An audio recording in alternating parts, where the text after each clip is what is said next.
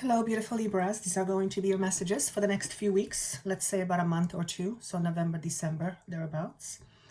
The very first thing that I'm going to start with is I'm going to tell you the feeling I had when I looked at the information. The feeling was oddly familiar.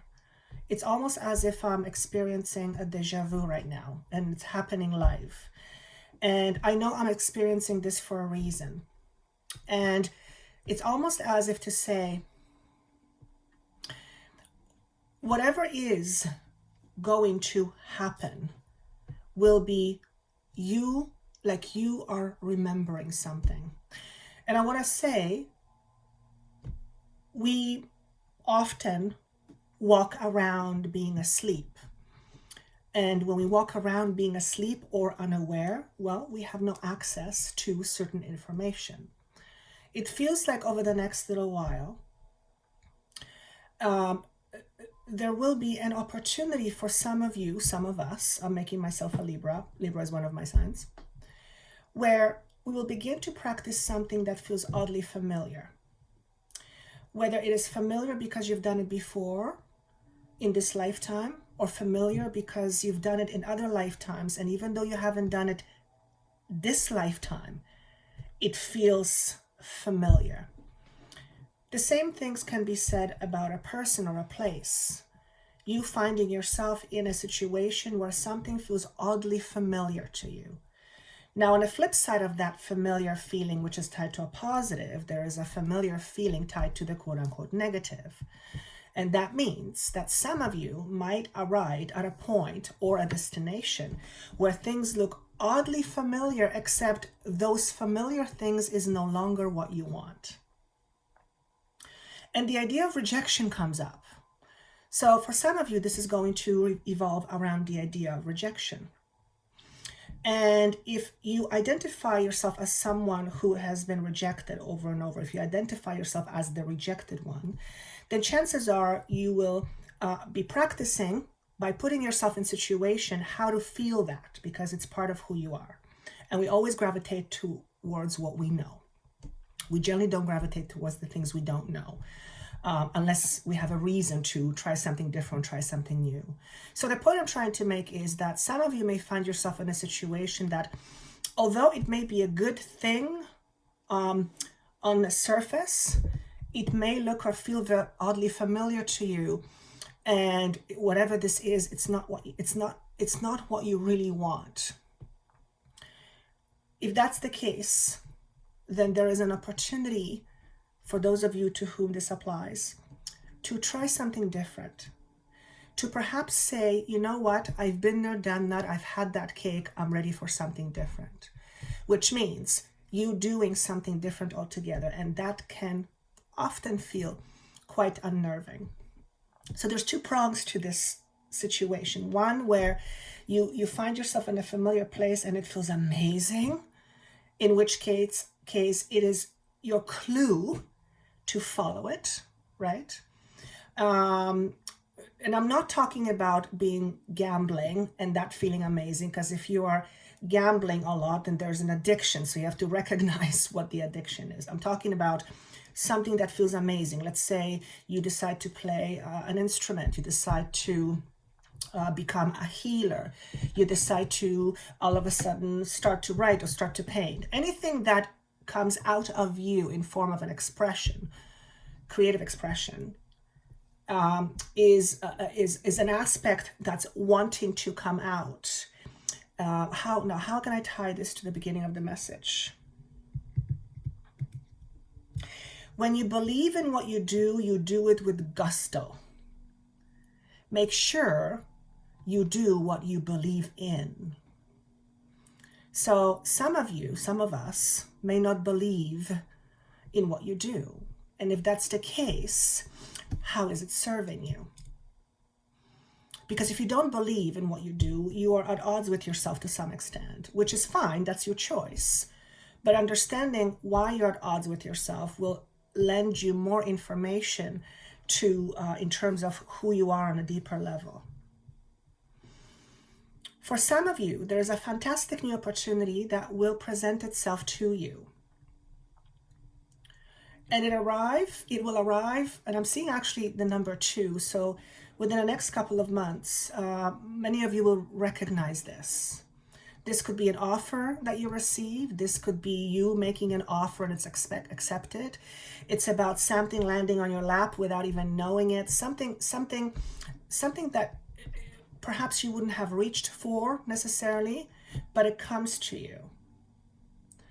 And whatever that is, it gives you the opportunity to try something different. And perhaps that different thing that you will try is what will feel oddly familiar.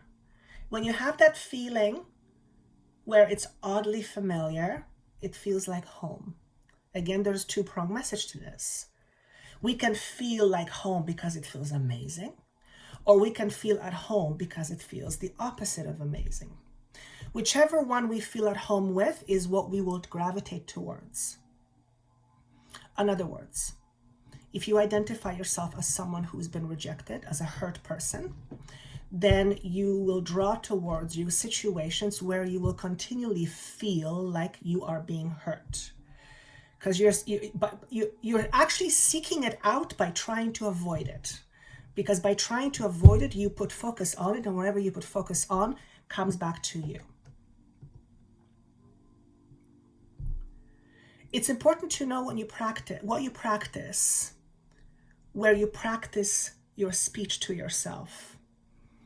Recognize the thoughts that run rampant in your mind and decide if those rampant thoughts serve you any. I mean, they absolutely serve you, otherwise you wouldn't have them, but that they serve you in a way that you want to live. What is the first card that represents the energy? I basically said, what is Libra working through? What is being worked through right now? Be Candid is a message of expression. You feeling free to express your own voice, you becoming more true to who you are, you becoming aware of what's important and not being afraid to voice it. And also you not holding back. So how is this connected to everything else? Because what I feel, and this message feels very different than any other side. It feels strange, not bad, but very different. So I'm going to see how I'm navigating through this. It's like I'm in a boat and I don't have the oars, but somehow it's moving and I have to figure out how to flow. What are we leaving behind? Heartbreak, disappointment, anything that has carved a painful memory, rejection, any sort of rejection. All of what I just mentioned would often negatively impact how you live your life, which includes expression. So if you have been holding on to resentment, pain, heartache, heartbreak, same thing, being disappointed, being lied to, all that stuff, if you are holding on to it, your ability to express yourself will not be at its fullest. And if it's not at its fullest, it means that you're limiting yourself. And if you're limiting yourself, then you cannot live up to your potential. So whatever thoughts you have had running rampant in your mind about being heard, being afraid to be heard, about being afraid to be disappointed, you're letting that go. You are no longer identifying yourself as this person, You're no longer identifying yourself as this person. You're moving past it. Which means there's been quite a bit of work done on your part in order to arrive at this space, at this place. And that usually takes time and effort, and it comes through contemplation. In terms of deciding or not being able to decide, or being too afraid of to decide something, you're also moving away from that quite a bit. In other words, You are choosing to no longer be ruled by your anxiety. That's what I get from this message. And instead, you turn your focus into you being ruled by your sense of wisdom. And you have wisdom. If you've lived life and drew conclusions from life in a positive way, you have wisdom. You have wisdom. And whatever it is that you have been holding back, that wasn't you, your wisdom holding you back. That was your ego self, the afraid part that was holding you back. Because wisdom goes beyond ego, beyond identification. Any sort of thoughts geared towards negative, kind of like, I can't do this, I can't that, I'm not this, I'm not that, which is, for one, extremely distracting to what it is that you're wanting to do or meaning to do or are here to do. It continuously keeps you pointing back. Notice all your cards are swords. No surprise, being a Libra. You're an air sign. You're very good at that. You are impeccable when it comes to you using your mind.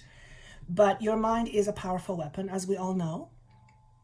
And unless you know how to operate that powerful weapon, sometimes that weapon can turn against you and hurt you. So it's about balancing things out. It's about balance. What have you been hiding, or what are you hiding? What are you hiding yourself from expressing? What are you hiding to not express? What's the thing that you don't want to let out? What is that thing that you don't want to let out? Because this oyster sign for me, usually and right now, represents someone holding back, and it's holding back a treasure. There's a pearl in the oyster, that's treasure. You can see the lights coming through. It's brilliant. It wants to shine, but the shell is kind of clamped on it, so it prevents it from being fully visible.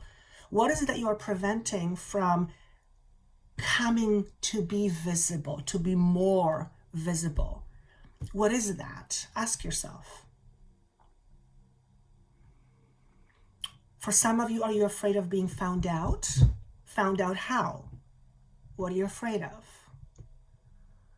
When we hold ourselves back, we generally hold ourselves because we think something bad or negative might happen if we let something out. Generally, we don't hold back because there is something positive, unless we are afraid of whatever the positive represents. I'm hoping that's going to make sense. But absolutely, some of you, I would say probably majority of you to some extent, are holding something of yourself back so that it is not fully seen.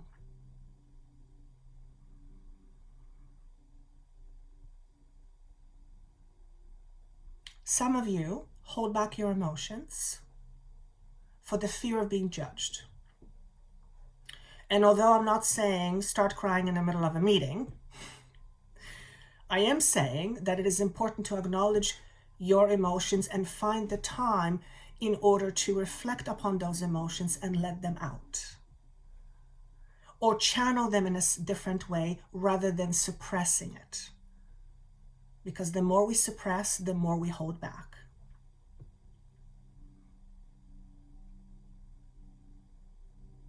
When you are afraid, you're basically saying, I'm afraid of being alive. That's interesting, actually. Because life encompasses everything. It encompasses pain, it encompasses fear, it encompasses love, it encompasses sadness, and a gazillion other feelings and emotions. So if we're trying to block ourselves from that, we're blocking ourselves from life. Because pain and disappointment and rejection is part of life. You have no control over who rejects you. You only have control over you in terms of how you deal with this rejection, how you let that rejection affect you as a person. And if you're someone who's been holding back, chances are you don't feel very strong within your own self. Because if you did, you'd be much more relaxed and therefore much more out there to be seen. I have a funny feeling some of these messages are for you healers out there. Whether you consider yourself a healer, or you have been told you're a healer, or you've been thinking that you're a healer, and yes, you are inherently, by being an energetic being, you are a healer. This is a message for some of you. Have you been hiding in terms of you wanting to express your healing abilities? And this is where I feel like I'm having a deja vu moment. I feel like I've said this to you before. Maybe not in exactly the same way, but in a very similar way that feels like literally deja vu to me. So it's important to recognize, what are you hiding?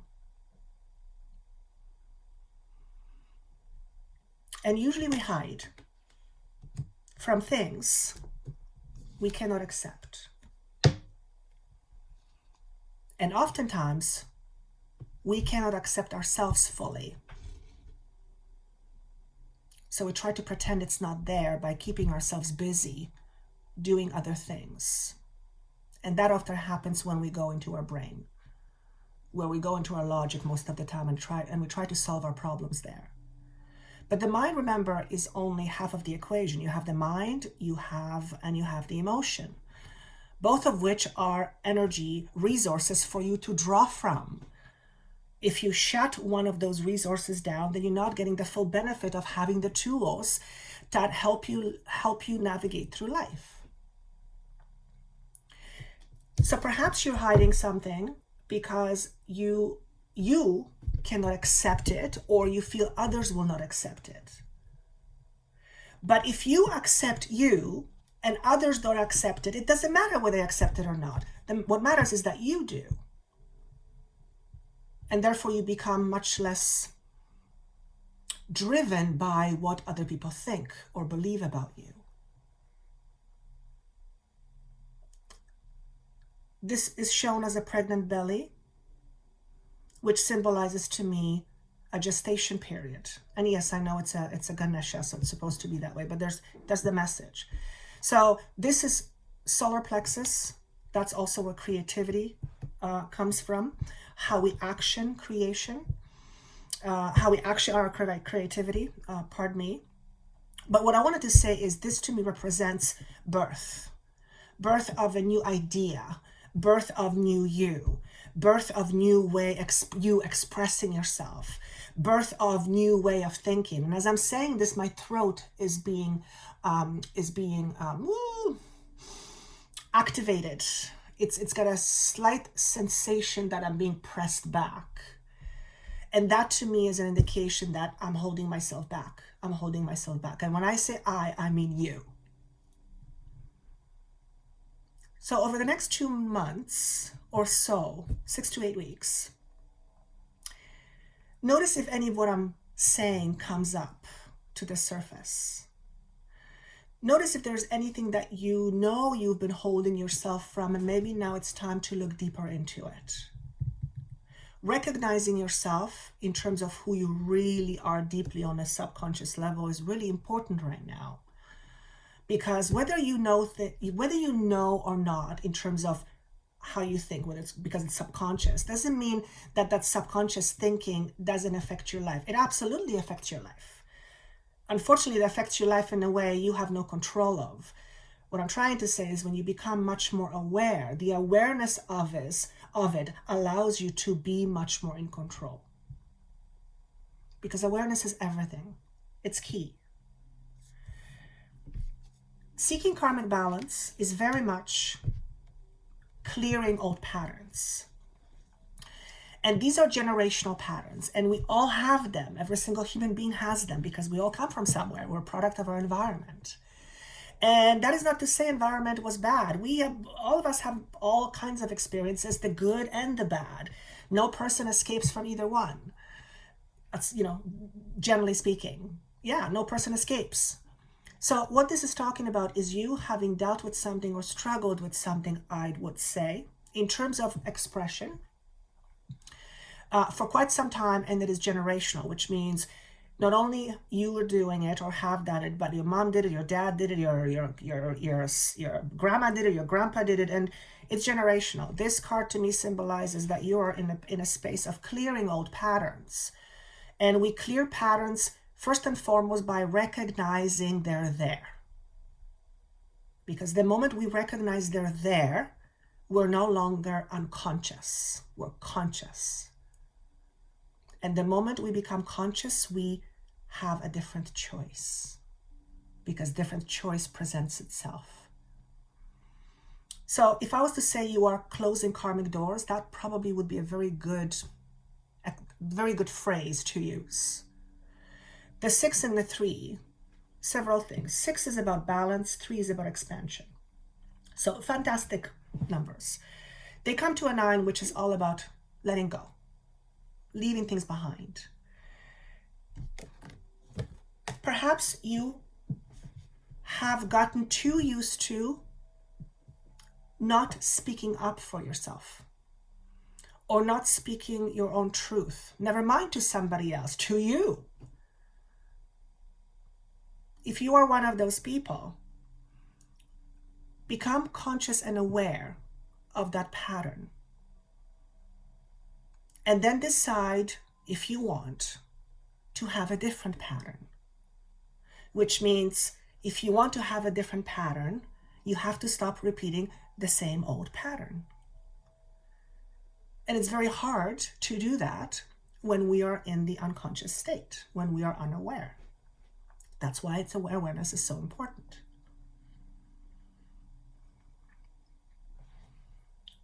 You do that by being compassionate, which means you assess yourself versus judging yourself.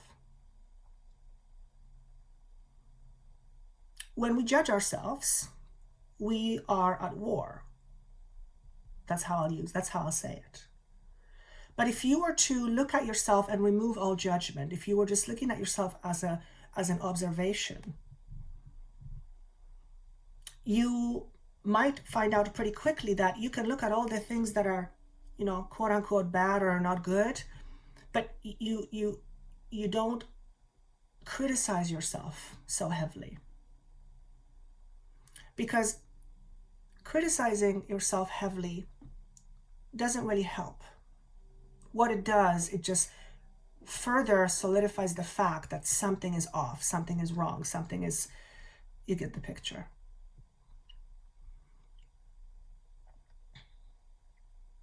If you were to see yourself as someone else, if you were to see a version of you, if you projected a version of you in front of you, and that version of you in front of you represents your ideal self, what would you see? What would that ideal self express in a way that you now are not expressing, and how? If you use this exercise, and you might have to go back and listen a few times, if you do this exercise over time, you will find that this is a great way of using this technique for contemplation, for self-analysis. Not for the purpose of understanding what you did wrong, but for the purpose of understanding. If you did something wrong, then chances are, whatever that was at the time, you thought was right. It's quite normal, it happens all the time. But yes, observation, hugely important. The serpent is about shedding old skin. Doesn't matter how I slice it or dice it, it's all about letting go of the past, projecting a different image of yourself, projecting a different version of yourself.